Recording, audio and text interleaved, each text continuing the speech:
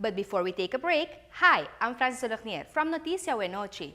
It's gonna be Yentl's birthday on Sunday, and to celebrate this, her boyfriend Bryan sent us this surprise.